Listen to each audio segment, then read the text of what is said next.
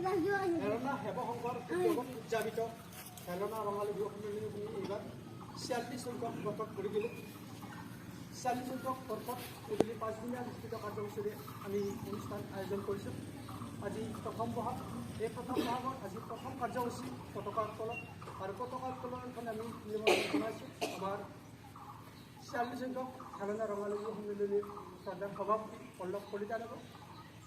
আজিৰ এই পতাকা উত্তোলনৰ প্ৰাক মুহূৰ্তত আমি তেখেতক এখন কলাম গামোচাৰে সম্বৰ্ধনা জনোৱাৰ ব্যৱস্থা কৰিছোঁ আৰু সম্বৰ্ধনা জনাব আমাৰ সম্পাদক ৰাজীৱ লহৰদেৱে। এয়া পল্লৱ কলিতা 40 সংখ্যক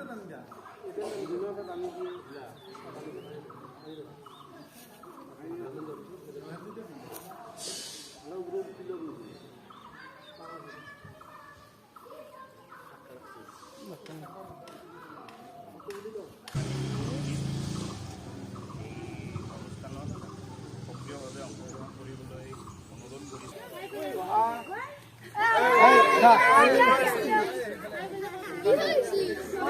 চাবা দে ভালকে মই ইয়াতে দেখিছোঁ।